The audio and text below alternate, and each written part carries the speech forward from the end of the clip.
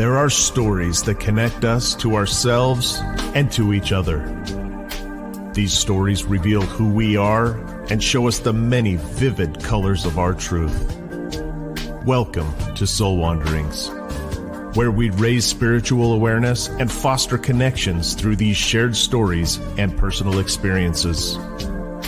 Now, exclusively on KGRA Digital Broadcasting, your hosts, AJ and Natalie. Hello, everyone. Welcome to Soul Wanderings. I am AJ. I am Natalie. And we are your hosts of Soul Wanderings. I say it in like this, Soul Wanderings. Oh, it is. Because it's like that. It is like that. It's like that. Oh my gosh. Wandering around with souls. Shared stories. Yes. Love it, love it, love it. So happy to be here as usual. We are live on KGRA Digital Broadcasting. I want to invite you all to go visit live.kgradb.com. There's a really cool new thing going on over there where if you go to live.kgradb.com and log in, just log in. You don't have to buy anything. Just log in. Set up an account. We're not going to spam you. And then click on the live show, which is us right now. Woo, woo. And there's a chat room next to the video so we can all hang out together. And also, if you are like not wanting to do that, you can go to KGRA Digital Broadcasting, Rumble, and Facebook pages. We're hanging out there as well. But try out the new platform. I think it's really awesome. I really like what they're doing. Making some changes. It's all good. It's all beautiful. I like it. I like it. Of course, watch our show all the time and check out there's other ones. Oh, of course. And we'll talk about that. I always talk about those like later because ours is like right now. Here we are. Right now. That's right. AJ and Natalie. And we're hanging out in the KGRA Digital Broadcasting Studios in Utah. We are one of the fortunate ones that are here local. And so we get to do studio time. We get to be in the studio. Unless sometimes we happen to be at home, but most of the time we're here. I know. I like the studio setting. It has a vibe. It does have a I vibe. really dig the vibe. It's fun. So I decided I drink way too many energy drinks.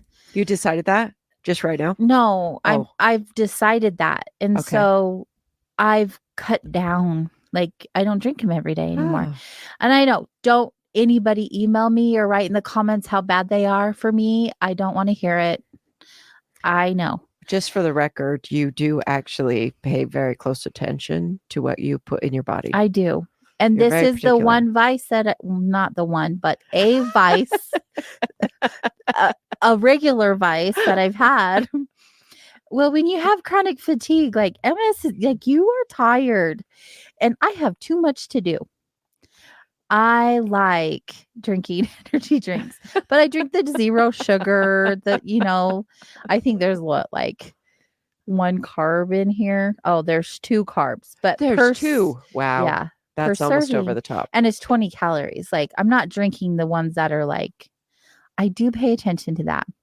Anyway, I'm hyped up right now. I'm a quarter way into this bad boy because I haven't had one for a minute.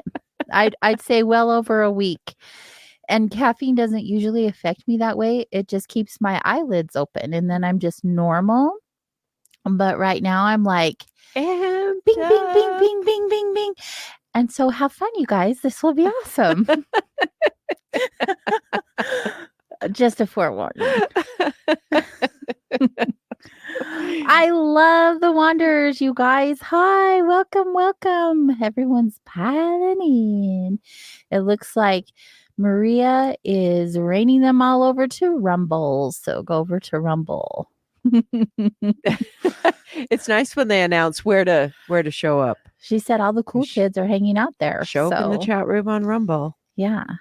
But also support your favorite talk radio station, kgradb.com.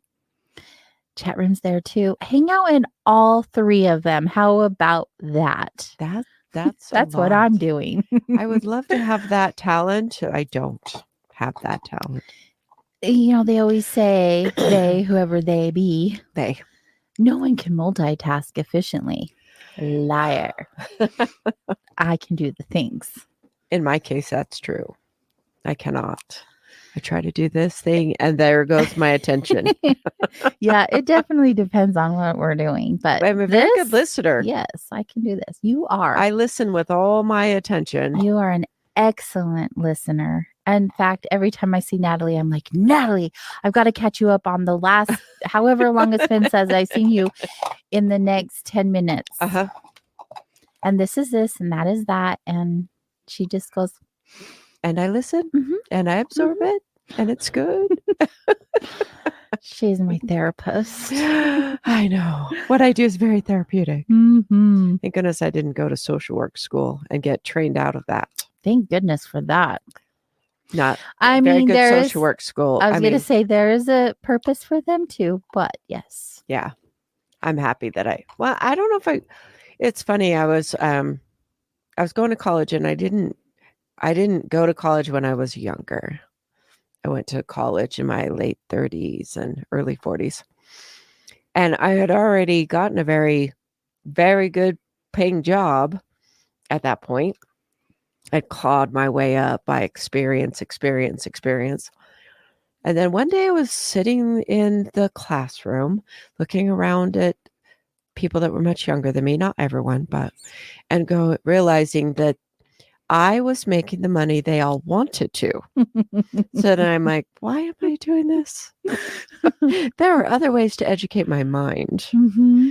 So, and then it kind of irritated me because my life didn't line up with their educational plan path. So I was going to have to wait like almost 2 years for this class that I needed. And I'm like, yeah, and I'm good. So, pass. But it did. Save money, save time. Save money, yes. And so for me, I did definitely take a different route. But I did study sociology, and I did have a really enjoyable professor that was. So she taught my social research class, and in that social research class, this particular professor had an autoimmune disease. And so she had this theory that this was the theory, that everyone that had an autoimmune disease had an idea of when it started. And it was based around trauma. And so we did a question. I believe that. Yeah. Mm-hmm. So she from her own personal experience, she had that perspective. And so we did this questionnaire, and it was about swallowing your emotions. And so it was like this keeping everything in, and your body starts to attack itself because all that emotional energy is just kept inside. And the trauma just sets off this immunity response as well. So it's this compilation. And that was very, very opening for me to have that theory and then the conversations around it, and do this. We never really finished the research thing, but we did get the questionnaires and gathered them all together. But the whole putting the paper together, well, we did that.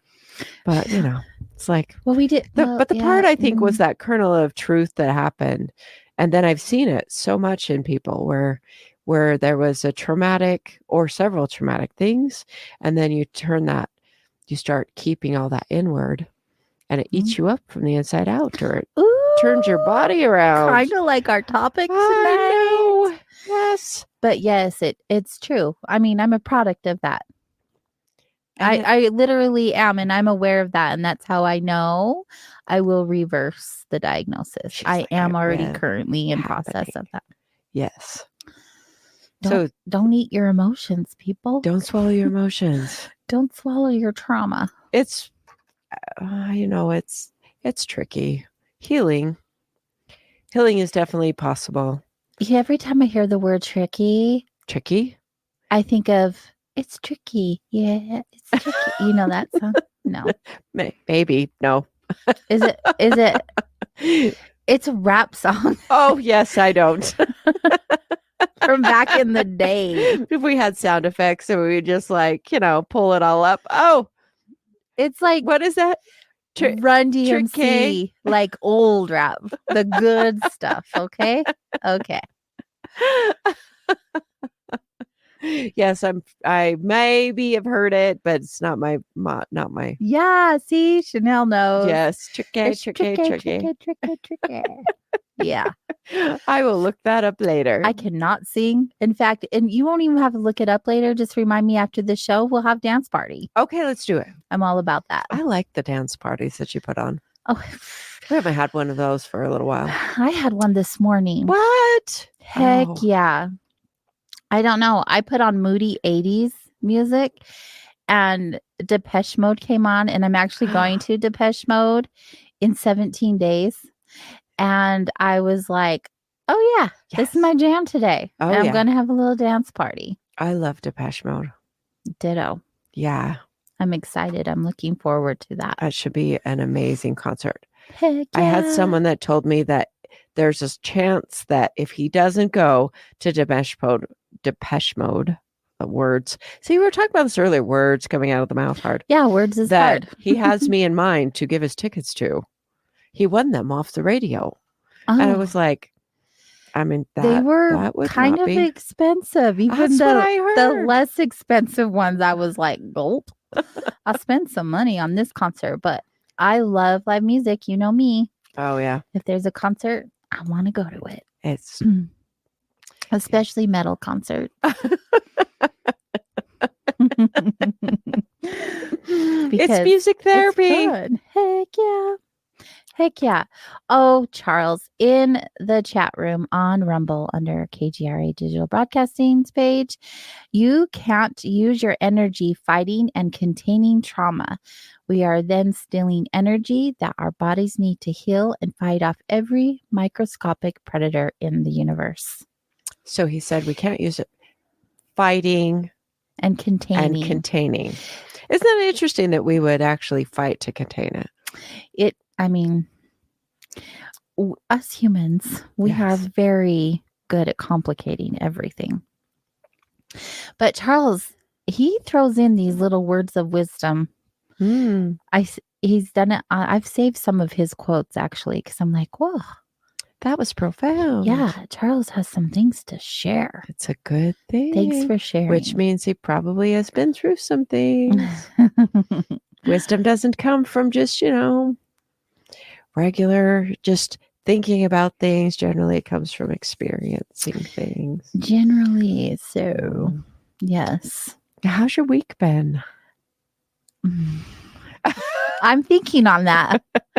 You guys, I'm not even going to lie. And, I do not talk about politics, but I am really sensitive to the energies and all the shiznit that's going on in our world right now.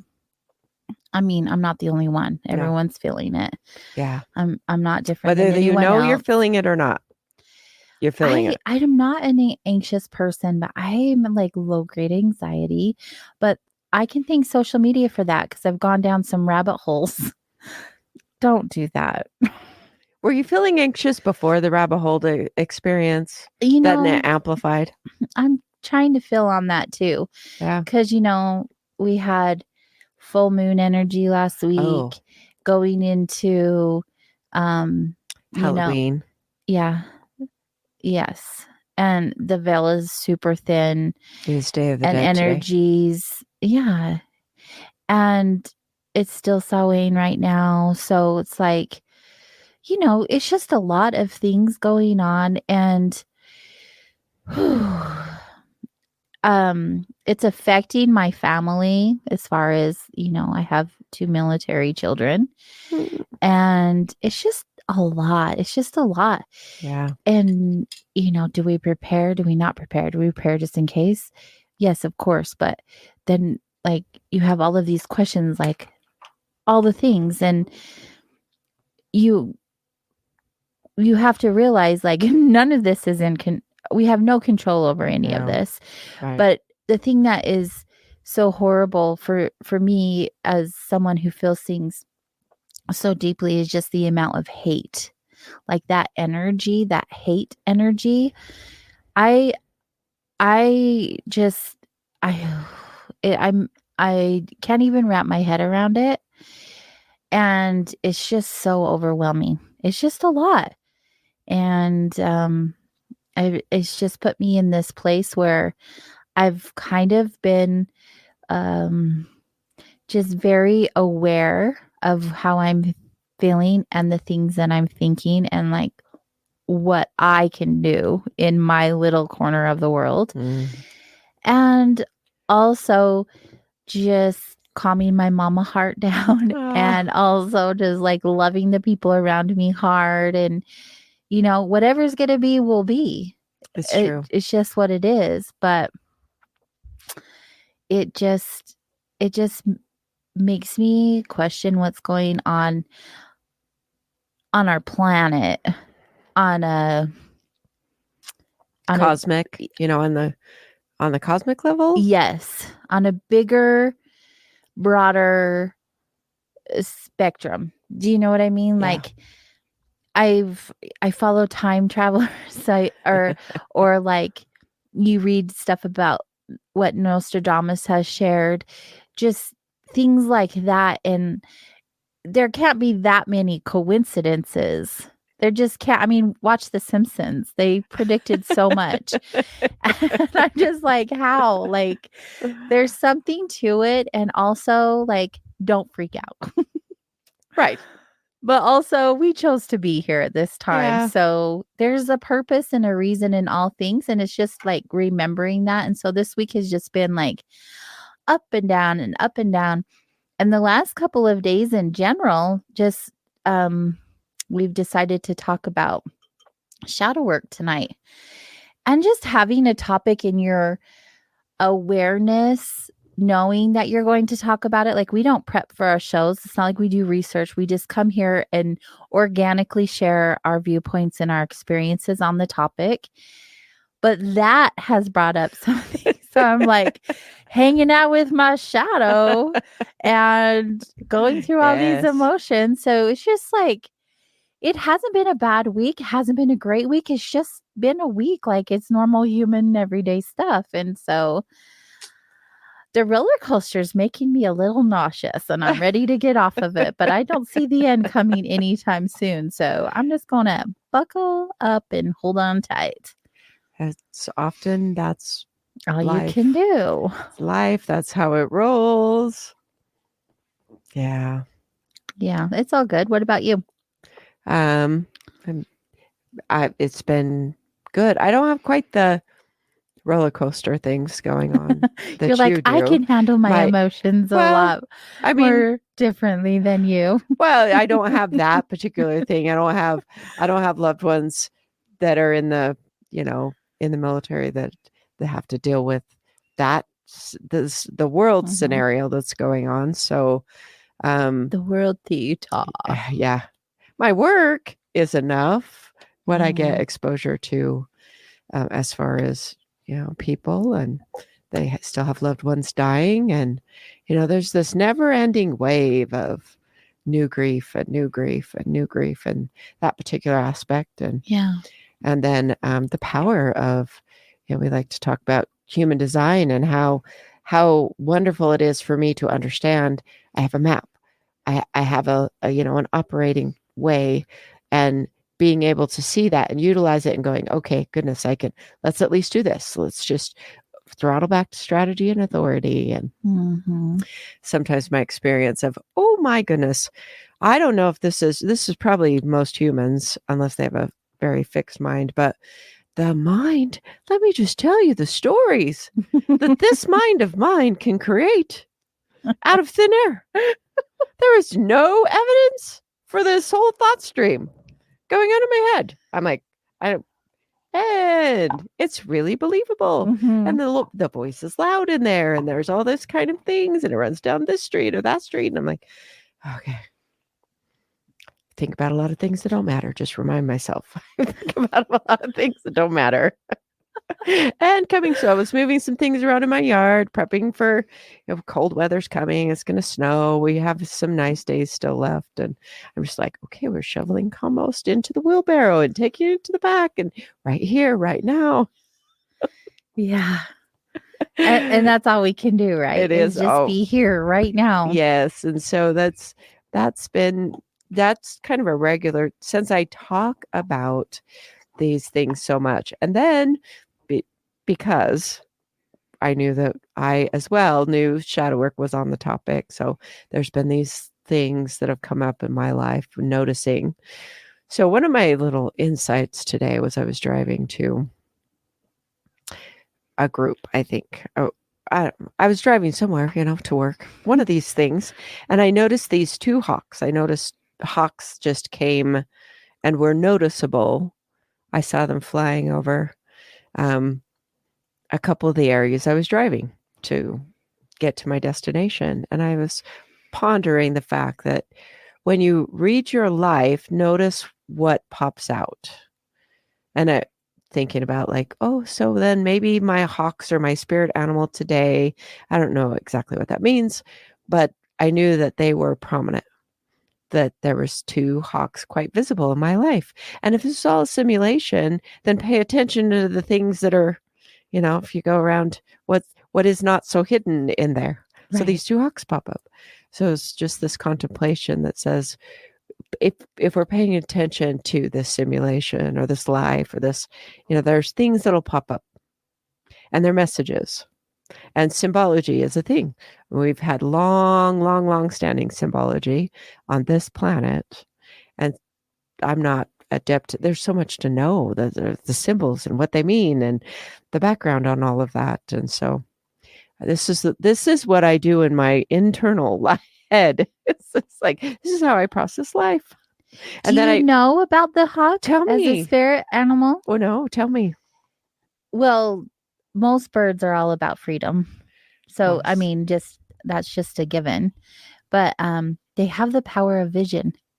What? Oh. I do know that. Hawks are all about vision. Like intense, like being guidance. Able to see. Mm-hmm. Okay. Yeah. Well, yeah. That would be me. That could be a spirit animal for me. Yeah, your intuition, your vision, your guidance. I'm sure there's a lot more, but that's all I can remember. Yeah, so I have some property in the mountains, and when I've been up there this summer, there's some trees. Things are dying, and so they're up there in that. It's pretty forested, and there's lots of trees that are dying. And in this one dead tree, this hawk would be up there and be calling to me through when I'm up there, and I'm like, just please don't like dive bomb me. But then they lose their feathers, so I ended up with a couple of nice hawk feathers that they had deposited up there, and it's in my truck. And so I'm like, well, there's that, and then they're showing up in there, and that's got to be a positive thing. They're a powerful bird. Very much so. Very powerful. Thank you, spirit messengers. I know. Love that. So in these times, pay attention. There's those little signs, interpretations, help guide us along the way. I still believe in those things, even though it's hard in dark times to realize, well, it's all love. Well, yeah, it is. Yeah. Yeah. How it really is how we view and see the world, right? In our experiences, all of that is right inside of us. All right, everyone, we're going to take our break, and when we get back, we will be discussing shadow work. Stay close. Hi, Wonders. Welcome back. I am AJ. I am Natalie. Are you laughing at me? Well, we get talking during commercial break, and then I hear Jimmy's voice go down, and then I was like, "Oh yeah, we're on." I watch the screen and see that I've learned this. Like, there's this meter thing goes along, and I just don't pay attention because I'm like la la la. We're like, and we're coming back. We're back. Yeah, we're back. Hi, welcome. This is so much fun. I am so happy. asked me to be your co-host and I can do this and it's so much fun. This is like So good. oh, Good. I'm happy you are happy. it is really enjoyable It's fun. to do this. I like you being here. And I like our wanderers so much. They hang out with us every week. You guys are awesome. Thank you. It does make a good show, you know. Having listeners is the most important part of the show. That's what we're here for. Absolutely 100%. At least for me. I don't know how much I'm helping all of you, but hopefully. Well, they'll have to let us know if Hopefully. it's assisting. So tonight our topic is shadow work, and Natalie and I will be having an open discussion on the topic. And we would love the audience to participate with us. So don't be shy. Right. If you're listening live with us, join in on one of the chat rooms, alive.kgradb.com or KGRA Digital Broadcasting Facebook and Rumble pages. So with that being said, what is shadow work? What is shadow work? We both probably have different definitions, but they probably mean the same thing. I think I had like probably 3, 4, or 5 definitions run through my mind as you know, when you said what we're going to talk about, then it's like all these different things, all these nuances of what shadow work is. Oh yeah, right. And you can go at it in so many different directions. So we'll just start at the beginning and start diving into this topic. And then by the end of the show, not by the end, but by the end of the show, hopefully you guys will have learned more about what shadow work is, how to do your own shadow work, how to navigate through all of the ins and outs of that. And I feel yes, this show is going to be very beneficial because people always are writing us, which I appreciate. Thank you. And if anyone wants to write in on a topic or a guest, connect at soulwanderings.com. But this has been one of the topics that gets brought up. We would like to know more about shadow work because we've brought it up, but we haven't really dove into the topic. So what's your definition? Well, last week I went to a symposium, and it was not my normal symposium, but I was invited to go. The symposium was on sex trafficking and domestic violence. And so they had, but there was a lot about the human trafficking. I guess it wasn't sex trafficking, human trafficking. Mm-hmm. And then there was a couple, I don't know why I give all the details, but evidently started an hour before I got there. I thought it started at one time, so I missed like the big keynote speaker, but I caught another speaker, and she had experienced sexual abuse, and from that, definitely with some trauma. And so one of the things that I would say shadow work is there are aspects or times in our life where we are taken into places, and often by an abuser or someone else, that their shadow like gets imposed on us or a person, and often at a young age, and then there ends up being some trauma from that. And then the work is to heal, but it's often an incorporation and acceptance of the difficult things that happen when we're in this human form and coming to terms with that. So that's one explanation of what I would see shadow work is. And that's actually doing the work of incorporating that, finding acceptance, finding forgiveness. It's not simple. It really isn't simple. No, shadow work is not for the faint of heart. And it's not a one and done thing either. Right. It's layers and layers and layers and layers and layers. So it's one of those things as a, I suppose I was like, a heads up if we want to put it that way, the fine print that says there's going to be layers and layers and layers. So It's like stretching before you run the marathon. oh, that's a very good analogy. That's how I look Why at do we it. stretch? So that we don't break something while you're running. Kind of like move through some things. So now what's your thoughts on shadow work? I like to look at shadow work as taking the parts of ourselves that we just put away. So whether that be, beliefs or patterns or trauma or whatever that looks like, and we just shove them in the closet. We're like, I'm not going to look at you. I don't want to pay attention. I don't want to deal with that. And then one day we're just like bringing one or many out into the conscious parts. And so it's like hiding the unconscious parts and then bringing them to light, bringing them to the consciousness and observing them. Basically, take a look at them and then start from there. Do the work. Do the work. Do the work. Carl Jung said something along the lines of shadow work being like our unconscious psyche. Mm-hmm. So like all the parts of us that we've repressed or are unconscious to. Right. So, I mean, same, closet, no closet, but you just don't look at them.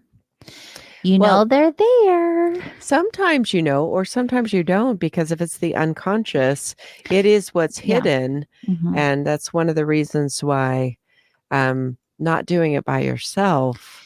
Yeah. It's important to have someone else that can be an observer, a facilitator, a guide to move you through. Yeah, you're right. It's not always conscious. It definitely, there are things about us that are unconscious that we don't even know about until we know about, right? And I do believe that a lot of the work is best done with someone who can help facilitate the movement of it. Right. You can do work by yourself, though. Yeah. I just don't recommend it. I've done some like deep shadow work, and I thought, I've done everything else by myself. I'll do this by myself. And it was dark and it was heavy. It's like a dark night of the soul. Like everything just came to the surface, and then I was having a break. And it's important that someone at least knows, or you have like phone a friend option in those moments, because it's like I said earlier, it's not for the faint of heart. And I also feel like shadow work is necessary if we want to truly deepen our relationship with ourselves and our reality. We have to do this work. If you just want to like la-di-di-da through life, good for you, but that's not what we're here for. If you're listening to this show, that's not what you're here for. That is not what we are here for. We are here to do the work, to have the growth. So if you want to break unhealthy patterns and behaviors, heal your inner child, heal from trauma, heal from sabotaging behaviors, relationships, whatever that looks like, that is the work that you do. That's what I think. That's beautifully put.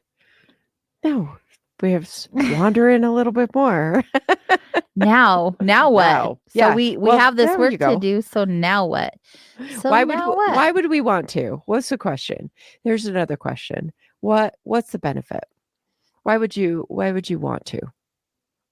Well, just like I said, if we want to, what's on the other side of?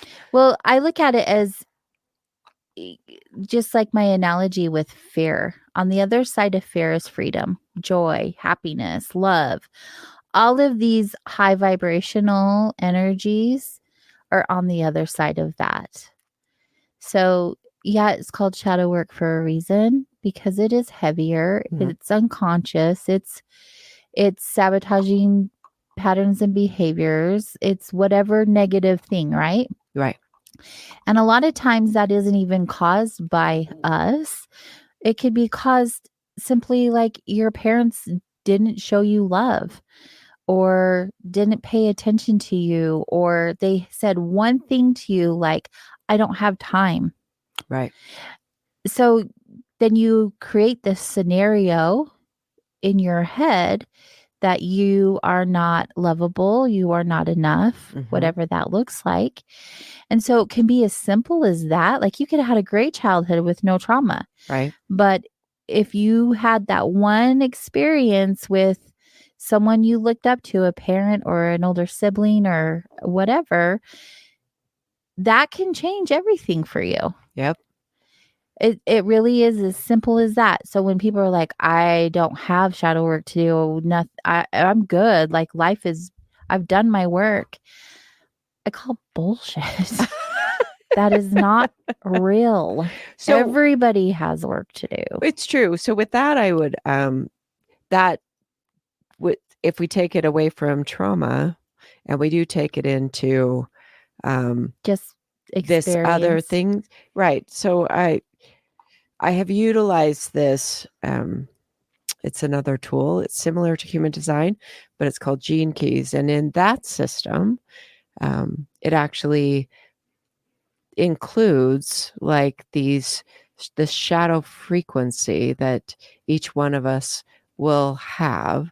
So there's a dozen or so shadow frequencies and our gift frequencies. So there's 3 different frequencies, and in that, it'll actually show what will be your shadows.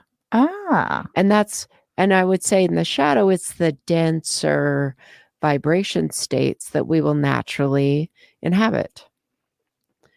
So it's where our frequency isn't as high. Mm.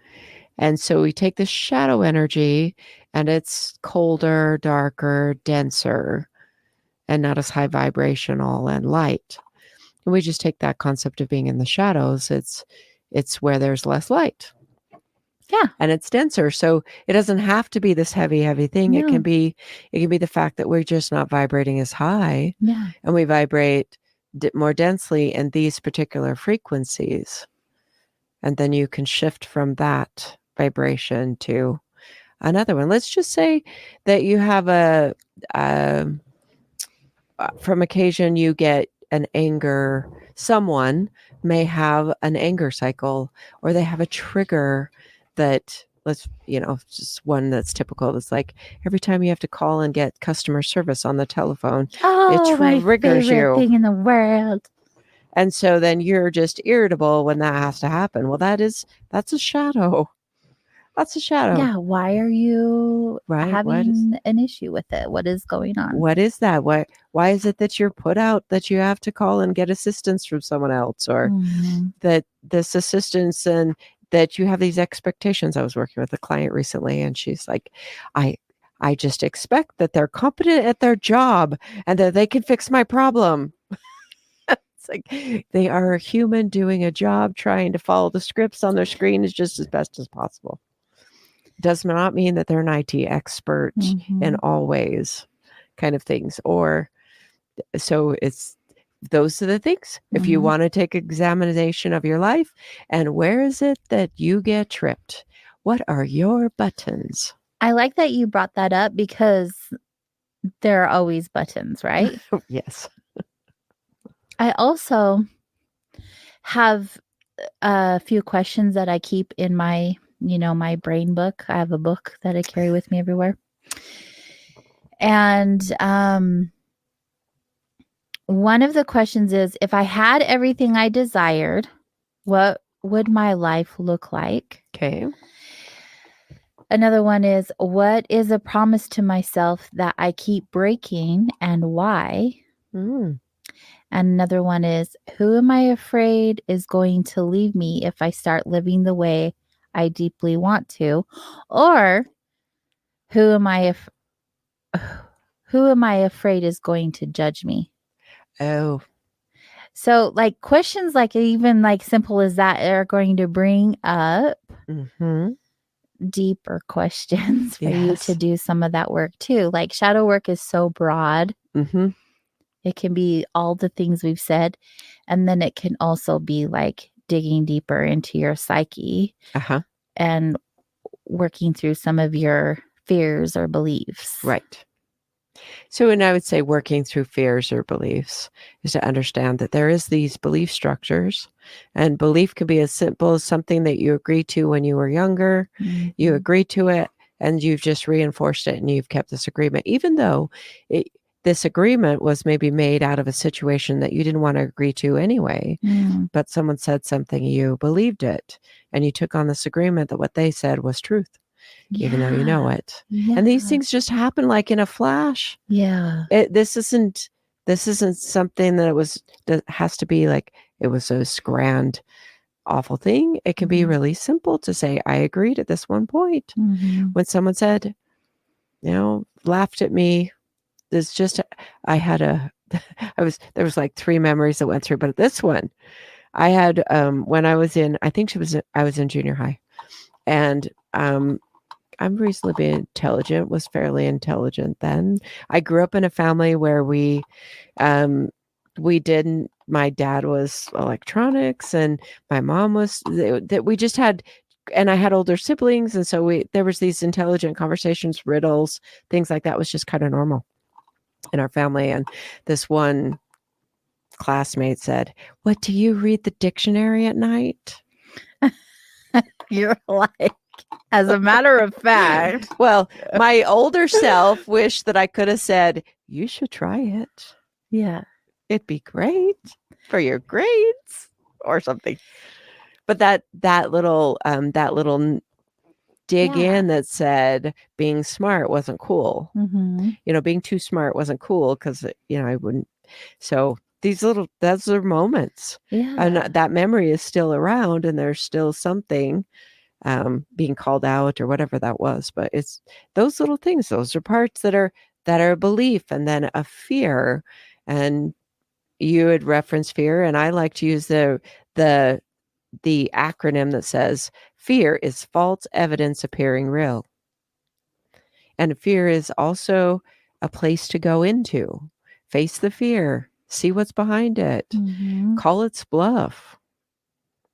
Because most of the time it's just that containment Mm-hmm. field that says you just can't go there, or it's an ego wanting to keep the status quo instead of growth. Fear is a liar. most often we do not have really that much to be afraid of in this modern world. Mm-hmm.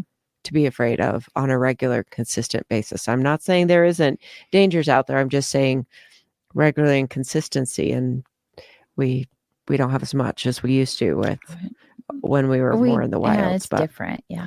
So face the fear, call its bluff, go forward to it, and really see, like you said, who's going to judge me.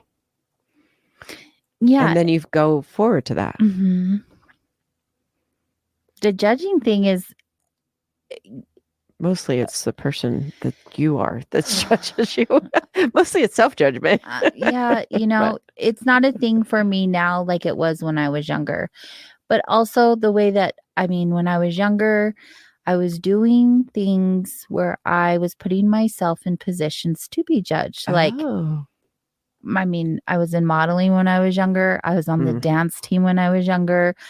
I was in areas where I was out there to be judged. And so, like, that was actually part of what you were. But as a child and a young adult, like, I had no idea what kind of conditioning that was doing to me. So as someone right now, like where I've done the work, like I have no attachment to that, but it was a thing for a really, really long time. And it put me in fear to, like, I won't even leave my house unless I look or present myself in a certain way. Like, I know I learned that from my mother also. She would never check the mail without her hair and makeup being done. Like little things like that you think that wouldn't make an effect on you, but they do. They do. And so that is like an aspect of like those little things, like that's all stuff that you get to bring to the surface. And I've said this in the past. Like, I'm not one to open a closet and start pulling out boxes and looking at them. I don't do that. No. But if it comes to the light, I get the opportunity to look at it and check it out. And what does this mean for me? I think it's one of those things, kind of touching back into what I was saying about just noticing what's coming up in your life. Mm-hmm. If you've had in your day your buttons pushed, Mm-hmm. and generally those of us running around as humans, we have things in our life that pushes our buttons. Mm-hmm. Absolutely. Well, you're going along, and then what makes you irritable, or what brings things up, and taking some time, if you wanted to not have that trip you up as much, if you didn't want to have that thing control you, Mm-hmm. then this is the thing. You take note of that and you spend a little time pondering on it, or if you happen to be doing some work, a lot of times this will, if you enter into like a relationship with a therapist or a coach, or if you're doing some work like that, or with a friend, Yeah. then those are opportunities to just say, oh, I want to just chat with this. Or a relationship in general. Oh, well, there's those. Like a partnership, I think that those are opportunities to do some shadow work. It's definitely true. So grateful for that. And you got to pay attention to the mindset, because your mindset matters. And the mindset around, like in a relationship, the mindset around particular aspects. There is nothing like being in relation with another human being to stir up a whole lot of different things. Isn't that the truth? Like, if you could just change, I'd be better. Oh, wait. That's not their responsibility. So, It's so true. It's so true. Like, what can you even say to that? And it's not even like just romantic relationships. It's like, friendships and work partnerships and like all kinds of relationships. There's just so much. there are so many possibilities to get triggered in our life. Mm-hmm. Yeah. So shadow work, the first part of the show, that's what it looks like and feels like for me. And we don't want to leave you guys with just that. Like, No. I'm sure Natalie has some grand ideas and some I don't know, advice and tidbits that you can share. I have my way of doing it, and I'm going to be happy to share that with you as well. And we'll do that in the second hour. We'll be right back. Hi, Wonders. Welcome back to Soul Wanderings. I am AJ. I am Natalie. And we are here on KGRA Digital Broadcasting. You can find us on live.kgradb.com right now. There's a little chat room next to the live show where you can hang out with us. But if you are listening to a replay or any other time, we invite you to visit kgradb.com. You can check out the video and audio lineup. You can visit all the other amazing shows, and new ones are always being added. And you can also have access to the membership area by visiting the Soul Wanderings page on the show lineup, because we have promo codes there and you can save up to 30% off your membership. Our promo code is Wanderer. That's right. Because we are a wandering. We are wanderers wandering. Yeah, but check out the station, you guys. Support the station. Support all the shows. It's such a great platform. We're so grateful to be here. And we are so grateful that you are here with us tonight. We are talking about shadow work. Shadow work the day after Halloween. Right. Boo. The Dia de los Muertos. Yes. Little story. My dad died on November 1st. Aww. I know. I love my dad. That's one of those interesting things goes along with this kind of shadow work. I was when I was rather young and disassociated myself from my family for a long time.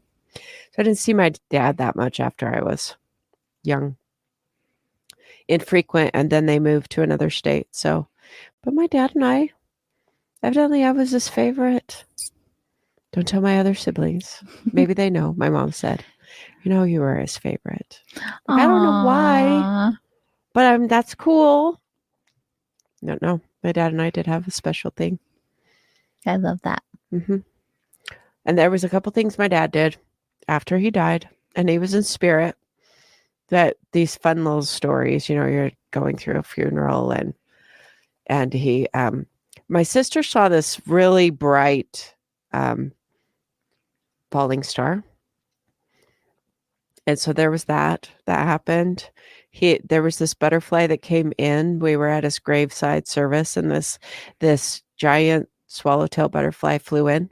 It was almost like it was being remote control, flying in, and then flew onto the flower spray arrangement that was on the casket. But it was on the far side from the people, and then it picked itself up and came to the front side. That was funny. And I was holding like it was, those butterflies that are made out of feathers that you can decorate with. So I had one of those in my hands. I don't think it was it was a decorative butterfly, and I was going to leave it there, but I was like, wow, that trumped this butterfly. It's kind of so. Now, what does that have to do with shadow work? When you have death and grief, that puts you really kind of in some heaviness stuff. And there are some of these memories, these sweet moments. Some people call them tender mercies.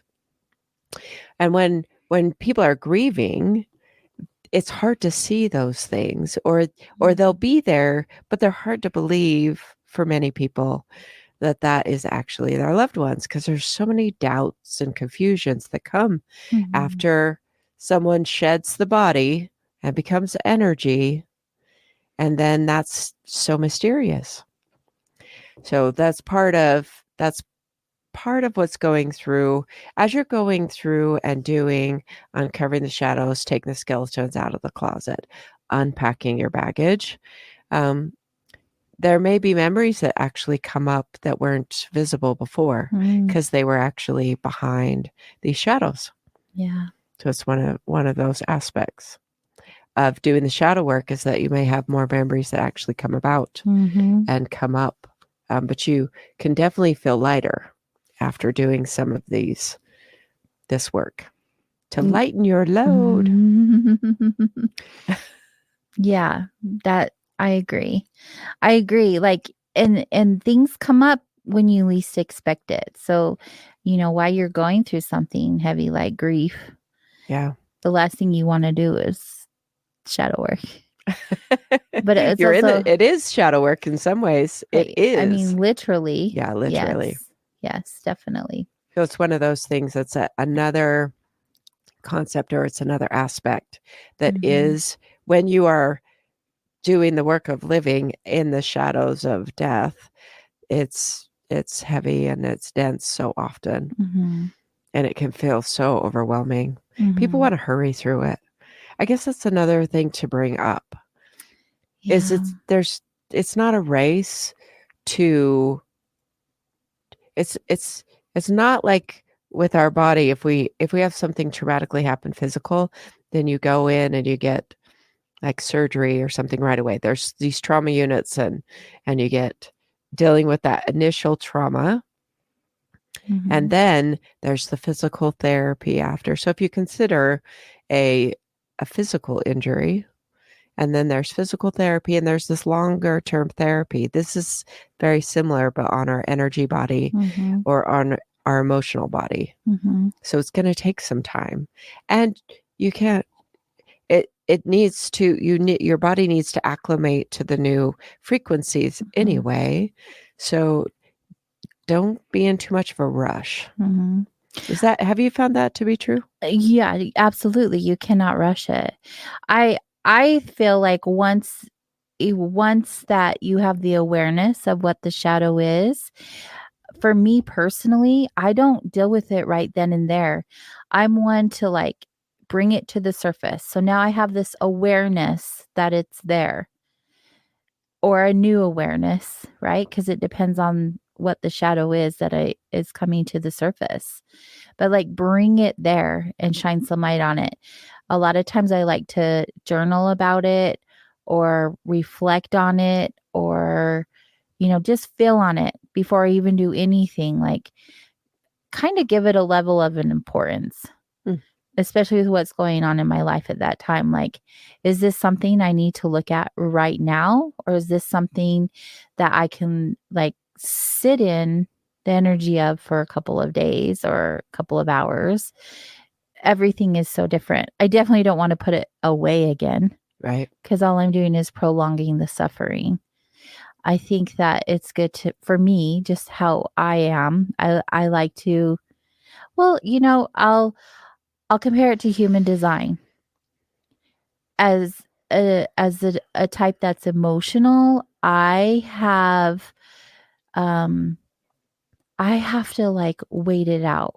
I have to ride the emotional wave to gain the clarity.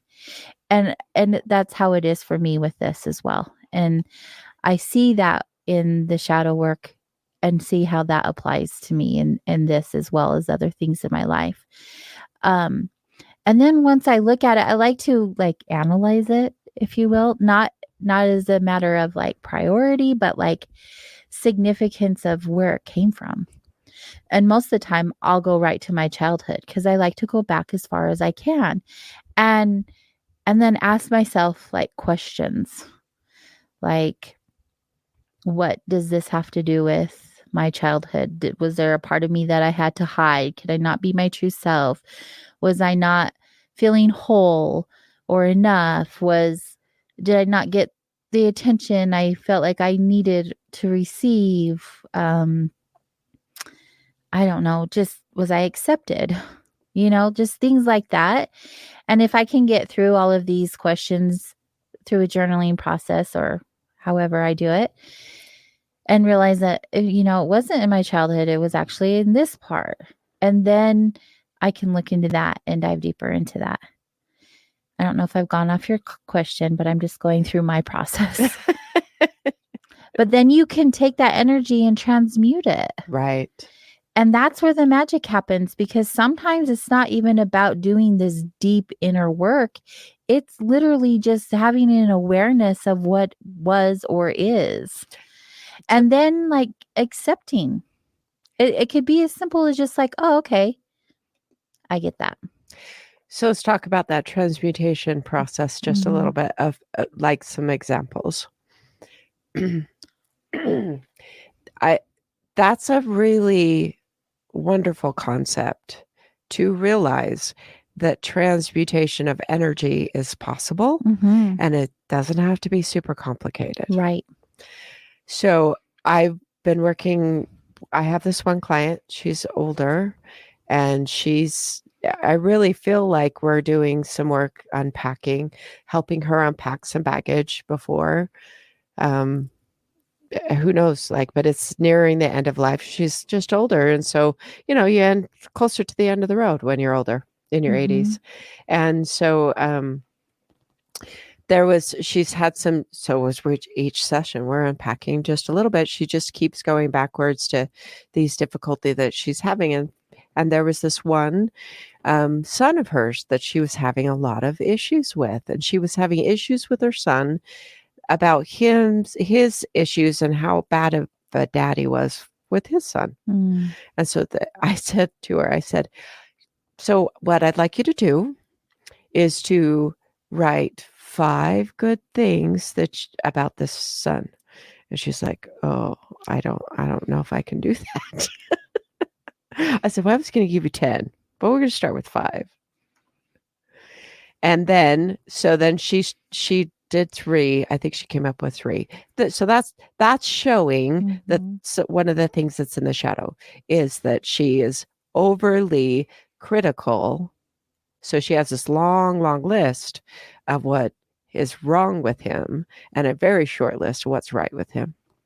So then I said, okay, then the next session, I said, now I want you to write the list of what's wrong with him.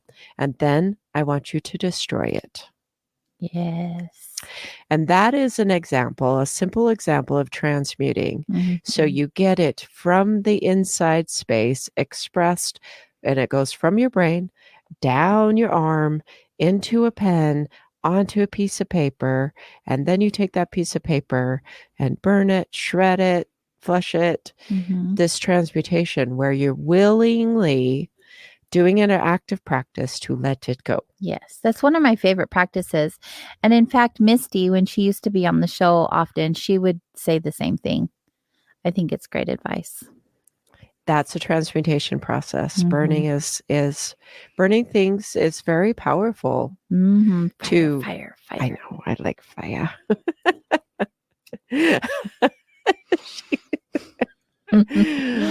So transmuting things, that's one of the things that comes to mind. If you have, as you're journaling, don't be afraid to journal things, and please don't be afraid to just simply destroy that. Yeah, Just there's no destroy reason it. to reread it or hold on to it. All you're doing is giving that energy back to yourself. Right. That you just got rid of. You know, one of my most favorite practices, and I used to teach a class on it, was mirror work. And I think mirror work is so beneficial for me because when I had my first experience with it, I was changed. I was totally changed. You know, are you familiar with mirror work? You go ahead and describe what your... Well, everyone's going to have their own perception, just like shadow work, it's right? true. Yes. But how many of you guys look at yourselves in the mirror? You mean for a long period of time? Yeah, like I'm sure you're just like, okay, I'm good. Let's go. But besides like getting ready, like who looks in the mirror into their eyes? It's usually not that. I have done that before, and it's profound. And I'm talking for at least 5 minutes. Right. And a side note, don't do it on psilocybin. I don't know how long I was looking at myself, but it was awesome. Anyway. Or do it. I don't know. Maybe that's part of the chart. I loved myself so hard that night. But anyways, I think mirror work is so powerful. I remember the first time that I did it and I was asked to look in the mirror, and I was in a small group. In fact, I think I was taking a Reiki course and we had to look in the mirror. And I was so uncomfortable. First, I was uncomfortable because everyone was watching me look in the mirror. And then when I got past that fear of everyone watching me look at myself in the mirror, and I actually looked at myself in the mirror, I was so uncomfortable. Like, who is this person that I am looking at? Who are you? So I really, really, really think, you guys, if you haven't looked in the mirror at yourself, let's do this. Grab a mirror. Just do it now. Yeah. We get this because we look at ourselves on camera. I'm not looking at myself right now. That's what we would do. I moved the screen and I put pictures up here because I get distracted. And then I check on the chat rooms every once in a while, check on you guys.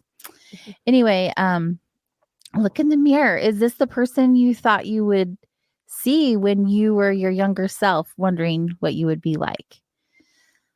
And then, like, when you're looking in the mirror, connect to your younger self. Like, what is that younger self like? And are you doing everything that you hoped you would do, or being everything you hoped you would be? Are you doing all the things that you love and always wanted to do? And who are you looking at? Like, who are you? And are you trying to fit in others' boxes? Are you paving your own pathway? Are you finding it hard to look at yourself right now? Are you like looking at the time after 30 seconds and wondering if it's been 5 minutes? Are you uncomfortable? Are we done yet? Yeah. What are you looking for? And are you proud of what you are looking at? And do you see compassion? Do you see love? Do you see someone who's true to themselves? Do you see yourself intimately, like into UIC, right? Intimacy. How and that brings up other things, like if you cannot look in the mirror at yourself intimately, how can you be intimate with someone else? Because until you learn to sit in your own intimacy, how do you give that intimacy to others? And I'm not talking about sexual things. I'm talking about true, organic, authentic connection, like that intimacy. Because most of the times in relationships, we're just shells of human beings holding on to other people's insecurities and pain because we've never really looked at our own. And I think it's so important to like truly take at least 5 minutes to just really deeply look at yourself and have compassion for everything you've been through. Have love, like genuine love for the person that you are. Look at yourself without judgment. Just like really look at yourself and hold yourself in that compassion and love. Hold your little self, hold your teenage self, hold your adult self. You'll probably cry. I know my first time I was sobbing, and that's okay. Like, do it, cry. We owe it to ourselves to do this kind of work, to cherish who we are as an individual, as a human being, all the gifts that we have inside of us, all the love we have inside of us. And I don't think that anyone should just do this like a one and done. Like really build up to it. Like when I said I had a dance party this morning, it was like right when I got out of the shower, and I have mirrors all over and I'm just dancing and I'm just like, I love myself. I love myself. I love myself. Cause my shadow work over the past 3 years has been letting go of all the beliefs and patterns and sabotaging I've done to myself as a person, as a body, as a soul, and like learning to truly love myself for who I am right now without looking at, but I still need to do this and I still need to work on that. And if I looked like this, and forget all that, like we are miracles. Yeah, we are. We are all miracles. And it doesn't matter what you look like. It doesn't matter what you dress like. It does matter how you act. It does matter how you love. And it does matter how you treat other people. But like mirror work is just so powerful. Like you can tell I'm passionate about it. And I think that exercise while doing shadow work would be super, for me it has been, but I would recommend it to other people to do that type of work. Like don't just journal things down and talk about it, but like really put yourself in that emotion, in that feeling, in that body at that time that belief became a thing. You know what I mean? Like really feel it. That's beautiful. I just went off. I think it was lovely. One of the things I just get so excited. I know. Talking about healing. Yes. Like we are all so powerful. We are powerful. And shadow work is one of the many, many, many things that we can do for ourselves that will align us with our truest self, with our truest form. And it's so important. And for the longest time, I'm like, I'm not opening that closet. I'm not doing that work. I'm fine. But I wasn't fine. Well, and I'm still not fine. What they say about being fine, there's like an acronym for that. It's true. It's true.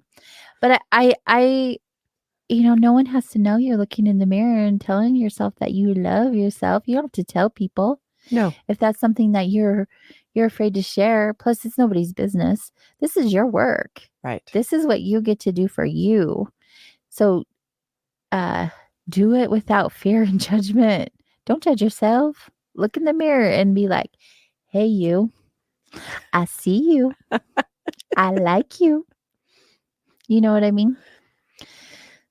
Anyway, what's one of your favorite practices? Well, I want to comment on that scenario. To me, that one of the things I'm listening to you and understanding that what you're doing is shining light. And so shadows can be an absence of light. And so through that mirror work and through that language and through the loving of yourself is like just shining light on yourself, into yourself. And it really just that can reduce the shadows. Because you're just so damn bright and shiny. Some days it can be hard for people to consider themselves bright and shiny, but the reality is that we are energy. It is that. You can draw out that light and turn on the light. Now, what was your question? I'm like, okay, it's like, shine some light in your life. Open up the blinds. Let the sun shine in. That's also an aspect. Do that too. Yes. Yes. That is like we talk about shadow work going into the shadows, but sometimes shadow work is lightening up, cleaning out your physically. Let's talk for a minute about physically cleaning out your closets, physically making some decisions to move things on, to declutter. So if what's outside of your body is cluttered and your environment is a representation of your interior environment. So the external represents the internal. And so you can clean up the external. And if you don't want to go inward, but even if you don't do it all inward, doing it outward the inward will reflect what you do on the outward too. So one of the other things that I was thinking about was the attendance to your body, to your life, to take care of this body and the space and the environment that you live in. Take care of it. Care enough about yourself to take care of yourself. Pay attention to what you're eating. Pay attention to what you're fueling yourself with. Consider the thoughts that you regularly think. All of those are aspects of cleaning up the shadow, the density, lightening up things. True. Very true. I still have some stuff to get rid of, I haven't moved for over 30 years, so I'm in the same house for all this time. And there's sometimes I look around, I realize these things haven't moved for a very, very long time. They need to be moved around. Yeah. A couple of my good girlfriends were like, you need to move some things around in your house every once in a while. That's good advice. Yeah. Shift the energy. I think that's important. Absolutely. There was, what was it? Probably TikTok or something. There's so many workbooks out there on shadow work.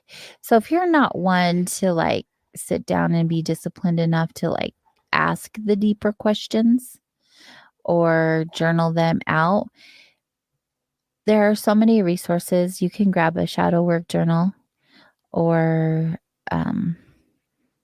YouTube has an abundance of how to do shadow work videos. I'm sure you could even Google shadow work journal or shadow work questionnaire and find it on the images. That's the lovely thing about our internet. There's a lot of resources out there. Yeah, just don't go down a rabbit hole like I do. Well, like I did. Sometimes it's be mindful that if set a timer. It's set a timer. 15 minutes of dark, deep diving. It's important to make sure that this isn't lowering you and reducing the quality of your life. This work is intended to increase the quality of your life, not reduce it. So pay attention to that thing. I have, as when I'm walking clients through, there's a couple of times where I have to, I know I have to keep going, like where my sessions might be an hour. We have to keep going because this recently happened where I told her, well, I wasn't going to leave you there. I wasn't going to leave you in this space. Oh, by the way, 45 minutes are up. You've got, okay, so just pause it right there. You're in the depths of your awful, rotten relationship, but just, button it up for a minute and Pause. go back into the world. We'll get back to it later. Right. That's actually wouldn't be very healthy.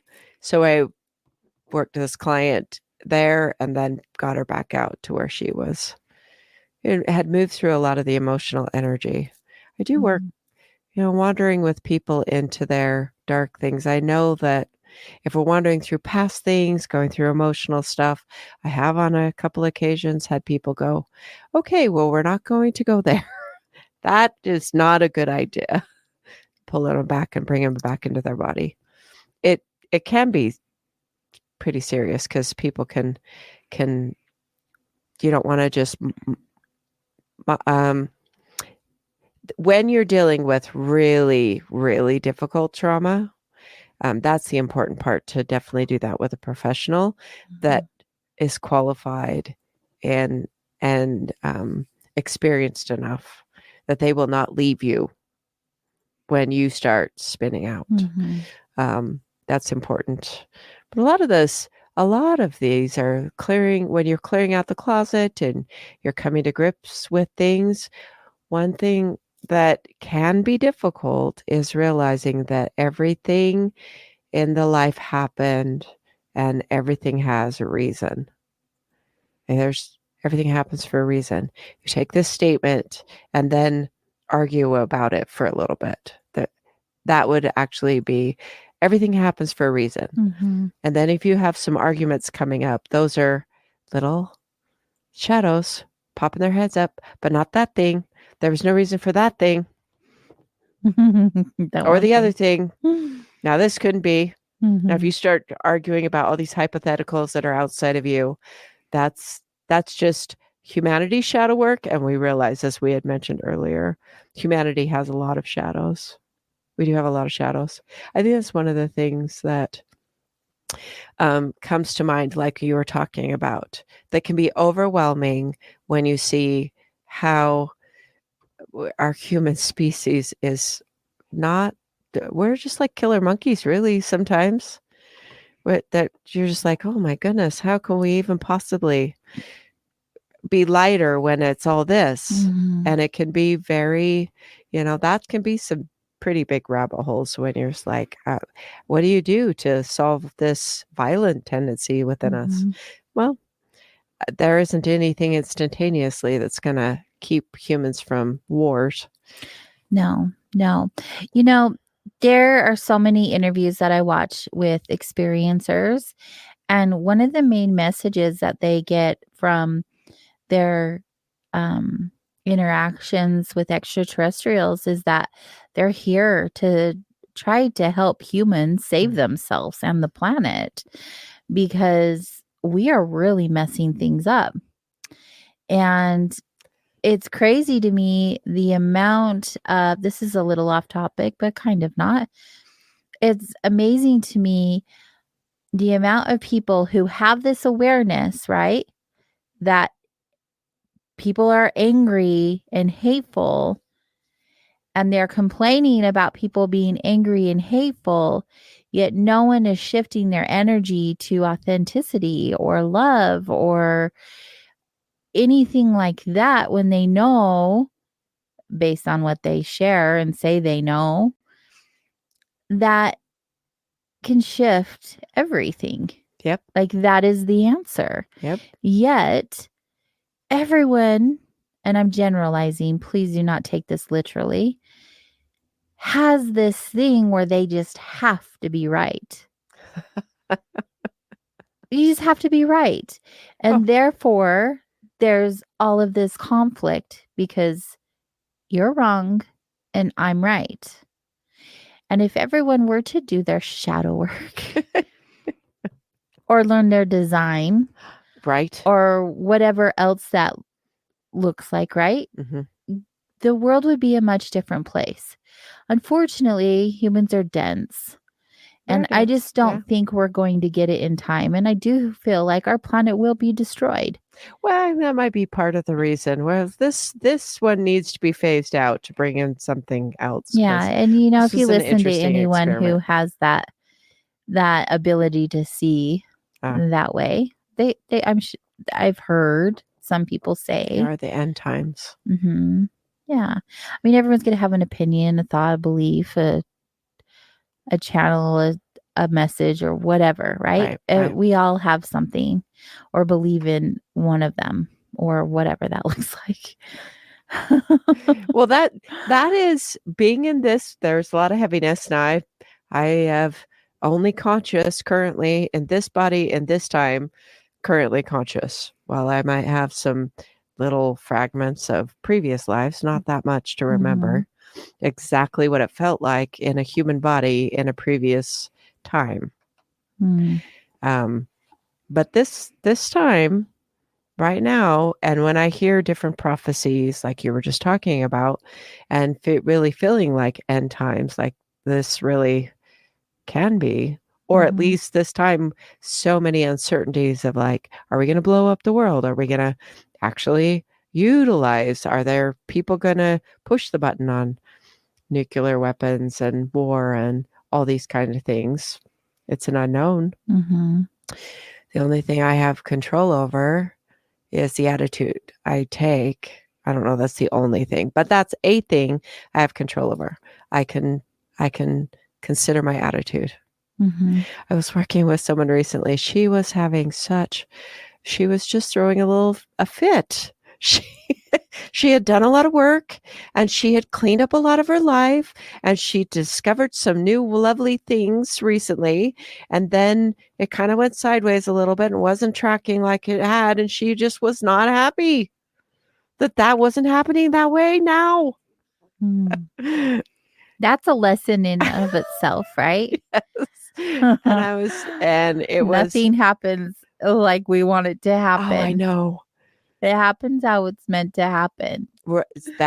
See that lesson right there? It happens how it was meant to happen. When you have been this lovely concept that you can just make up a list and manifest things that you want. Oh, people are doing it all over TikTok. It's a thing. In fact, they don't tell you the other parts. What other parts, Natalie? You know, the stuff that you have to get rid of to have all this new wonderful thing. You really have to release a lot of the old energies and the old things, and it's the cleanup part that they don't always tell you about TikTok. So on the TikTok, they were like, "Oh yes, I did this thing and everything was perfect."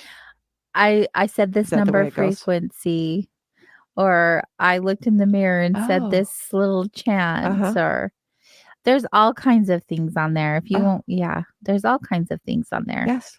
I haven't tried any of them, so I don't know if they work. I'm like, get back to us on that. Let us know if those things actually work. No, I really enjoy social media for the aspect of hearing everyone else's viewpoints on all the things. Some of them I'm just like, okay, and some of them I'm like, wow, that's really interesting. I wouldn't have thought of that, and I appreciate it. I mean, they're to each their own. There's something for everyone. Yay for that. But manifesting, this is where I think on the show before us, I just caught a little glimpse of it because our beautiful listener Joe had tagged us, so I went in there. They were talking about manifesting. I don't know what they were saying. You guys will have to go back and listen to it, but not that I'm dissing any of that. I do feel like doing things with intention and getting clear is a beneficial thing. But that is not the power of the manifestation, the universe working with you with manifestation. That is you doing work. And that is the result of the work. Am I wrong? No, you're not wrong. So as you get clear and you create this list and you go through these things, this was things that I studied many, many years ago in my 20s about understanding that intention matters and being clear on things, clearing up your heart, really checking in to see whether do you have a pure heart about what you want to bring in, clearing out the clutter, removing the cobwebs, and this is internally and externally. Mhm. Your life is a representation of a whole collection of things, Right. which can include the thought stream that's going on a regular basis, the amount of effort and energy you're putting towards one thing or another, Mhm. whether or not you're having quality people that are influencing, we're highly influenced by the people that we spend time with. Think about the 5 people you spend the most time with. Are they additive relationships or are they subtractive? Are they people that you feel like you have to haul around with? Are you the one that has to be hauled around? I remember one conversation I'm both. where this lady said, "Well, what if I'm the suck friend?" Yeah. I'm both. I admit that. And so these are more questions to just get a little bit real with yourself, Mhm. and then love yourself. Mm. Even love that. Even love the pattern Okay. and love the darkness in you. Love yourself. That is such a thing. Yes, but let's talk about not love yourself like everything is good. Like, I really suck at that thing. But I love me anyway. But I love me. It's like I'm all right, but that one thing I just don't do well. Mhm. Dolores Cannon, I like a lot of her work. She's incredible, incredible, right? Mm-hmm. She talked a lot about manifesting. Like she created her whole life on manifesting, supposedly. I don't know. Just what I've seen and read from her. So if you take this concept of manifesting, let's just okay, so if we're going to manifest something different than you're in now, you need to be capable of carrying that next phase. That means you have to do the work, and That's that means you have right. to do shadow work. So shadow work is just this imperative to clean up if you have stuff that needs to be cleaned up in your life. Mm-hmm. That's important before you can shift into another phase. Mm-hmm. Before you can look, if you have really horrible spending habits, you're never going to have $1 million ever. Horrible spending habits can be a shadow. Right. I think that though those are it's a trigger. It's like an addiction for one. Mm-hmm. It's a dopamine release for another. It also can be an unworthiness because people will not hold on to money because there can be an unworthiness kernel or depth or a thread or a shadow that you're unworthy. So then you do not hold on to money. You fritter it away, this or that, the other thing. Yeah. We haven't talked about money on a show for much. It's like, Go for it, Natalie. I mean, we have time. I don't feel like we've exhausted shadow work, but I think we've said enough. I think we've gotten the point across. I even though our topic is shadow work, we've talked about shadow work for a while now. We can move on to money. Ching, ching, ching. To money. Money. I interact with a lot of different people and a lot of clients, but I do find sometimes people have difficulty holding on to money. Are you always broke? Are you always, it's important to pay attention to your habits and your mindset. There's a couple of things. We'll just keep it fairly simple. What are your normal habits of spending money? And then what is your mindset around money? And then another thing that I want to bring in, abundance does not always mean dollar bills. Mm-hmm. The universe will often pay you in many, many ways. Abundance ways to meet your needs so often are there in your life. And I want you to consider how often you or someone that you know turns away. Someone wants to give you something and you tell them no. Nope, I can't take that from you. Huh. Oh. And this is how the universe pays us. It's all there for us to take. And so often people will feel like that's the proper thing, is to turn away someone's generosity when they're giving. Someone wants to give something to you. I'm not saying it's always a blanket thing where you say yes, but the idea is there that says, how often are you turning away the universe abundance that is on your path to be received if you would just say yes? It's true. I've been learning that lesson myself. But also I think that is also my shadow. I was raised to, I don't go and ask for help. Just do it myself. And receiving something from someone feels very uncomfortable to me. Right. And What would that represent? So if someone wants to give you something, what are some underlying things that this would say about you? Okay, so with this, I'll just work with you a little bit because this is fun. I'm like, oh, I want to shadow work live on Soul Wanderings. Well, AJ is in the hot seat. Oh no, does she want to be in the hot seat? I don't know. Let's see how this goes. I mean, I'm all about being authentic and let's do the thing, but don't make me cry. Well, I will work on that.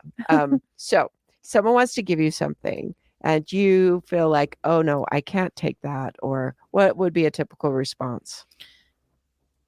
Well, I don't know. Let me think. Oh, you don't have to do that. You don't have to do that. You don't have to do that. Okay, so that's a minimization of yourself.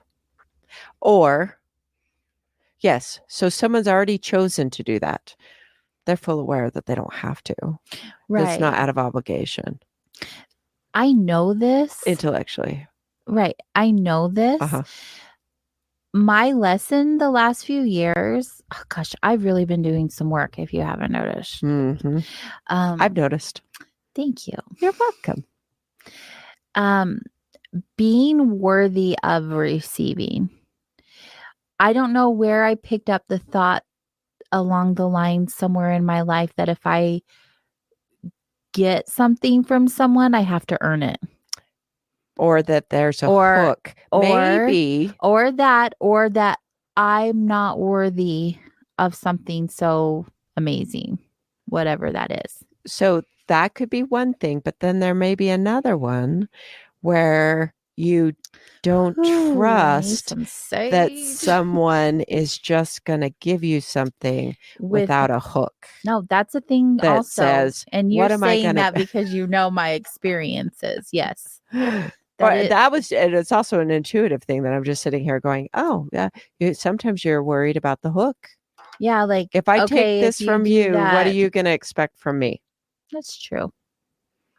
This is another aspect that could be you. You're not the only one that has those. It's like, I'm going to be on, you're going to expect something in return, a quid pro, because, well, I do have to say that a lot of times humans don't give freely. No, it's true. Yeah, that there isn't always there's an expectation. There's expectation management, your own, and often another person's. I'll tell you one of the biggest lessons that I had in life about receiving, and this is when my thoughts began to shift. I didn't change all automatically. This has taken years. But there was one moment specifically. So I had uterine cancer, and I didn't tell anybody but my mom and my son and like 2 close friends. I didn't want anyone to know. I didn't want anyone to feel bad for me. I didn't want anyone to show up and help me. I didn't want anything. I could do it myself. That was just a thing that I had strong women in my life. I say strong. That doesn't make them strong. There are other reasons that they were strong. That's not the reason they are strong. But they were examples to me that you don't need someone in your life to take care of you. It's actually, I look at it now as a weakness. But so having this experience, and not sharing, and then, after all was said and done and I'm healing, and then people find out what I had been going through behind closed doors and not sharing with anybody, because there was chemo involved, there was surgeries involved, there was all this stuff, and you can't hide that always. And so things start showing up, and there was someone who said to me, and this is the part that woke me up and was like, ouch, that hurt, was, all you have done is deny blessings from someone else for someone else, basically, is by not allowing the abundance to come to you, you've denied that person the opportunity for their own experience and growth in giving. Right. And I think that hit me the most, because I was not able to see at the time that it wasn't just about me. Right? I thought I was protecting everybody and I was doing the right thing, and no one would have to go out of their way for me or worry about me. But yet all I was doing was denying them of the opportunity to do something they like doing, that they want to do, the care that they could give to me. And because I care about other people so much, and more than myself a lot of times, that shook me. Sure. And so I was like, oh, dang. And I sat with that for so long. And when my next opportunity came, I still am not great at asking for help. We all know this.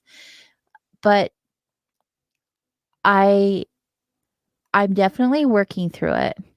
But there are times when they're like easier things. Like, can I help you carry that box out to your car? Yes, that'd be great. Where before I was like, nope, I got it. Thanks though.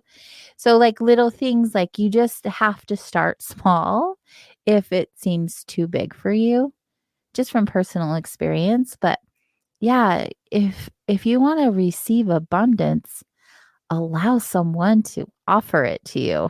Yes. What a lesson. Notice the abundance arriving at the door. Mm-hmm. What a lesson. And receive it.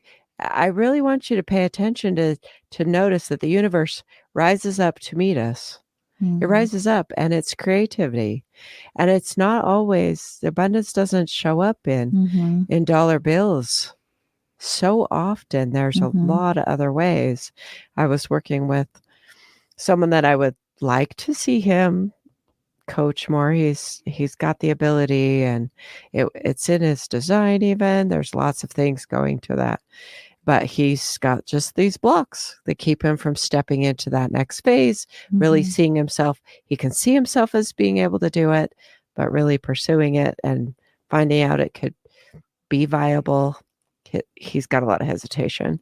So, but he talks to people. People dump on him all the time. People come to him for counsel anyway. And I said, okay, so this one person, he said, he had been using him as a sort of counselor and I said, did he ever try to give you anything? That doesn't mean like money. Give you anything. He's like, oh, yeah, I think he did. I don't know if it was like a gift card or something like that. I said, look, that's actually payment for what you're giving to him. There's this exchange happening, and often it does that. There's these exchanges for your participation with them. There's often an exchange. And so if we consider that to say, watch for the exchanges, see how this can happen. A lot of people have this idea, oh, we ought to go back to barter. That'd be such a great system. Well, it's alive and well. There really is stuff that's alive and well. But there's often this restrictive, and it's cultural. It's inherited. It isn't even something we actively choose. We listen to people. Our parents did it. Other people do it. Oh, I couldn't take that. I couldn't possibly take that from you. Mm-hmm. And then we just pick it up and we repeat it. Mm-hmm. And so these are different aspects of where we can cut ourselves off from abundance. Mm-hmm. And so if you're going to get into, I like this thread of manifestation. So manifestation, you have these ideas, you want things to happen, and then you cut it off. Pay attention to where you're cutting that off from yourself. Yeah, I joked earlier that manifestation but that's Wait. I'm sarcastic sometimes because I sometimes just don't even understand the magnitude of it all, right? Because it's so vast and so big. Yeah. And I'm really good at deflecting with humor. So even though it wasn't funny, I think manifestation is real. I really do. I just think that the videos that I was referring to, when they're like, there's a song that's like, ching, ching, ching goes the money tree. And every time I spend money comes back to me. I believe that. But I don't believe that it happens because you sang a little song. You know what I mean? That's what I have to go back and think about what I said, because I was like, yeah, I'm making it sound like I don't believe in it at all. And that's not true. So this is why we keep talking long enough. We clarify as we go along. And I just got all hyped up on it. Well, I'm like, wait a minute. There are the parts of the manifestation cycle that if you're going through and that does wrap in to say that there is some work involved. Yes. There is paying attention that's necessary. There's receiving that's necessary. It's more, and this really does tie in to shadow work, removing those dense aspects of ourselves, raising our vibration, allowing for more, which can come in abundance, which doesn't just mean wealth or opportunities. It's all sorts of abundance. Mm-hmm. Time is quite the commodity itself. Like time is so much more significant than so many things. Mm-hmm. So abundance is the ability to do what you want when you want to do it.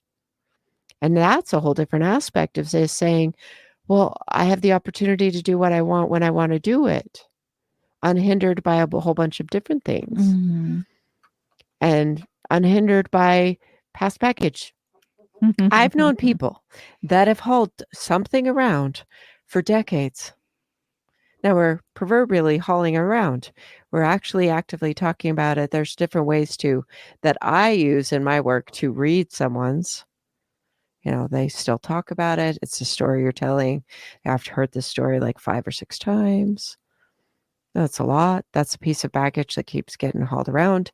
If someone can only tell stories in any interaction that I've had with them, this happens in some of my groups where I'll hear story again, but nothing that's like in the 2020s.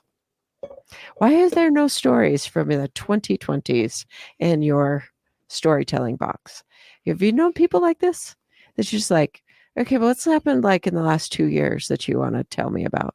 Is there new memories being made? Mm-hmm. These are other ways to just determine that there may be some stuckness. Mm-hmm. Shadows can also be stuckness, where you're not fully present in your life now. All the good things that have ever happened that are ever going to be good for me are backwards then. But also collectively, I think that's a thing because of the last 3 years have just been a total joke. Wow. Yes. And okay, there I go again. But that is an absolute statement. Maybe not the best. We're hurting for that, but they've been challenging.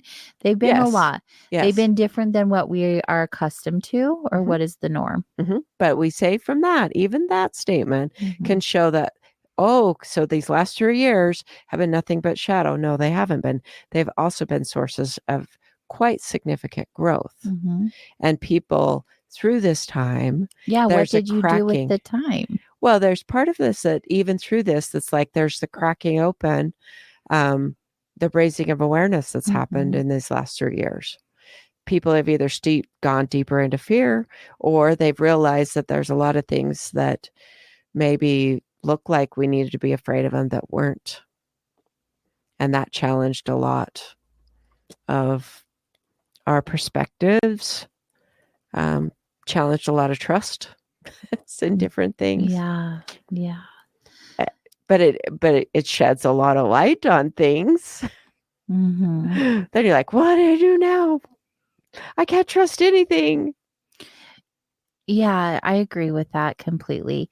But also, what have you done with this time, right? Mhm. When all of the dust that was settled has all come up into the air, figuratively speaking, what did you do with it? I know for me, it was an awesome opportunity for growth. Not just because of what was going on in the world, but the time allowed me to dig deeper into myself. Yep. And what do I believe? What do I feel? What does it look like for me? Those sorts of things where before, I'm just running a business and going with emotions, doing like minute by minute and client by client, where things kind of slowed down a little bit. I was able to like do inventory. Mm. I think that a lot of people did that when they were locked up in their homes or in situations similar to that. They were able to really tune in with themselves. And so for someone not to have a story in the last few years just blows my mind. I know, right? It really does. These are all details that we get to pay attention to and opportunities, if there are opportunities there. And maybe there's the awareness that there isn't anything, no need to run into the shadows right now. Yeah. So shadow work isn't something you have to like decide you're going to just pick a thing and start working on it. I find mine are opportunities that organically come up anyway. Yeah, And definitely. the willingness that I've, through my years, been the willingness to look at myself and love and accept myself for where I am or the various things. Or I know who to call in different phases. Like, okay, need some more work done. I'm always like, Natalie, I need help. That's what I'm here for. I have to say, I'm very fortunate to have a handful of really close friends. Natalie has been definitely the top when it comes to like knowing everything about me. Like I can just spit it out with you. There's no judgment. You're a great listener. You don't repeat it. You give great advice. Your shoulders are soft enough to lay on. You know what I mean? Like everything is just really wonderful with you and your friendship and your ability to help people navigate through all the things, all the emotions. And it's just beautiful. I'm so grateful for you in that way. And thank you for sharing all of your insight with us tonight. Oh, you're so welcome. This was so much fun. I like when I get to wander with you.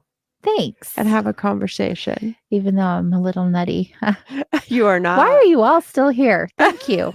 Thank you very much. We appreciate everyone. 7 years of soul wandering and I still have your attention. Grateful. They're like, what's she going to do and say this week? We don't know.